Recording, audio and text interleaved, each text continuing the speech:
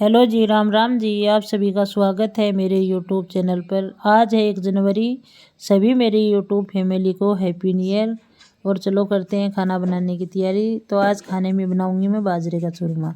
और बाजरा का चूरमा तो राजस्थान की सबसे प्रसिद्ध डिश होती है। तो ये बाजरे का आटा लिया है और फिर मैं इसमें डाल रही हूँ ये दूध। और दूध डालने के बाद में फिर ये आटा लगाऊँगी।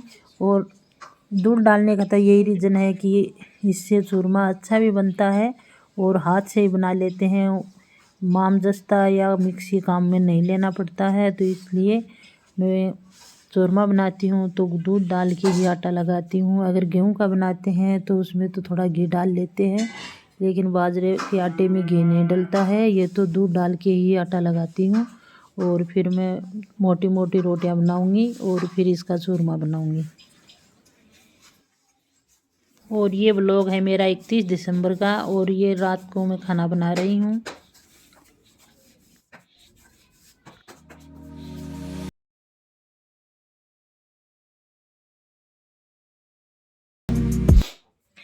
और बाजरे की रोटियां तो मैं बाहर चूल्हे पर ही बनाती, लेकिन ठंड बहुत ज़्यादा बढ़ रही है इसलिए मैं बाहर चूल्हे पर आग नहीं जलाई है।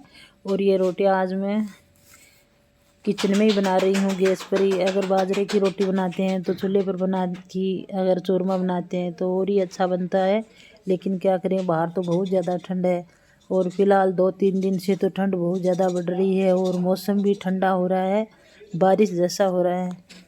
तो मैंने बाजरे की रोटी कुछ मोटी बनाई है। तो मोटी रोटी वैसे तो पकती नहीं है। और फिर मैंने एक चाकू लिया है और चाकू लेने के बाद में फिर इसके बीच में मैं गोल गोल ये छेद बना देती हूँ। तो छेद बनाने के बाद में रोटी अच्छे से पक जाती है, तो इसलिए इसी तरीके से छेद बना देती हूँ और फिर इस रोटियों को मैं पका लेती हूँ। और इसी तरह से ही मैं सारी रोटियाँ बना लूँगी। ज़्यादा रोटी नहीं बनाऊँगी, यही 4 या 5 रोटियाँ का चूरमा बनाऊँगी। तो इसी तरह से बाजरे की रोटी पक गई है और फिर मैंने रोटी को पलट दिया है। इसी तरह से ही मैं रोटियां सारी बना लेती हूँ। और फिर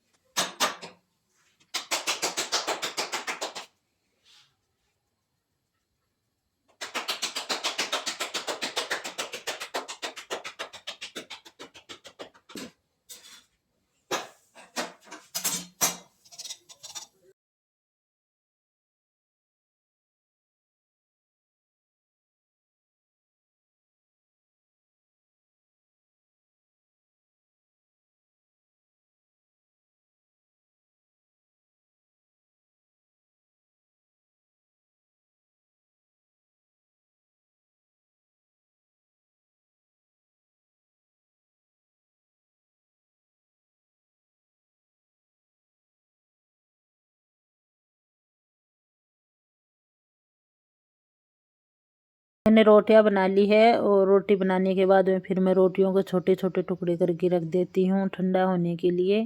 और ठंडा होने के बाद में ही ये चूरमा बनाएंगे। अगर फिर भी ये मैं बना रही हूँ तो ये गरम, बहुत ज़्यादा गरम रोटियां हैं, तो गरम रोटियों से तो हाथ जलता है, ये तो सबको ही पता है। और फिर इसमें मैं डालूँगी घी। और हाथ से ही ये बनाऊँगी, मिक्सी से नहीं बनाऊँगी। तो फिर मैंने घी गरम कर लिया है और घी गरम करने के बाद में फिर मैं डालती हूँ घी। अगर बाजरे की रोटी का चूरमा बनाते हैं तो उसमें घी तो अच्छे से ही डलता है। और घी डालने के बाद में फिर मैं दोबारा इसे हाथ से ही ये चूरमा बनाती हूँ। इसी तरीके से अगर चूरमा बनाते हैं तो वो चूरमा अच्छा भी बनता है। और फिर मैं इसमें डालूँगी, ये शक्कर डालो या गुड़ डालो, ये घी डालने के बाद में ही डालूँगी। और फिर शक्कर डालने के बाद में थोड़ा घी डाल के और फिर ये चूरमा बन के तैयार हो जाता है। इसी तरह से चूरमा बनाते हैं तो ये चूरमा अच्छा भी बनता है। और फिर मैं डालती हूँ इसमें शक्कर।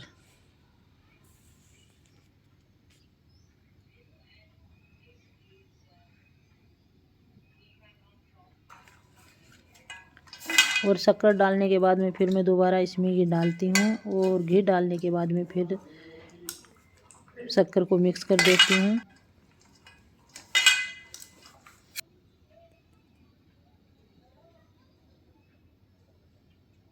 तो फिर मैं इसमें थोड़ा घी और डालती हूँ।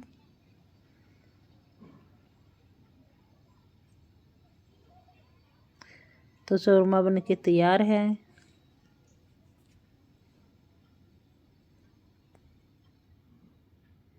ये देखो घी, अंगुली के बीच में घी दिख रहा है ना।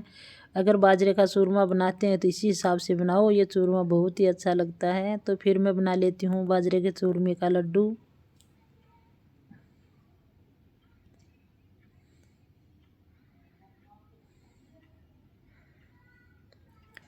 तो चूरमा तो मैंने पहले बनाया है और फिर मैं बनाती हूँ दाल।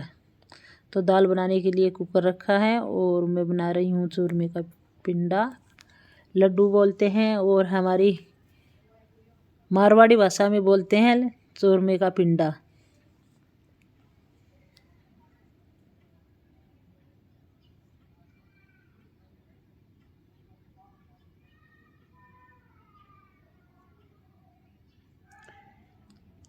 ये देखो लड्डू बना लिए हैं और फिर मैं रखती हूँ।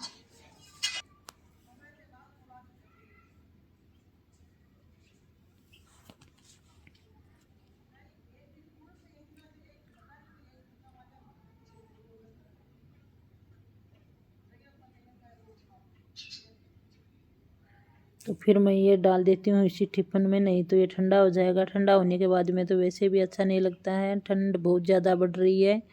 और फिर ये डालने के बाद में ढक लगा के रख देती हूँ। अगर आपको मेरी ये चूरमे की रेसिपी अच्छी लगी है तो लाइक और कमेंट करके ज़रूर बताना जी, और वीडियो को ज़्यादा से ज़्यादा शेयर करना और लाइक कमेंट करना। और मिलेंगे कल के ब्लॉग में। राम राम जी।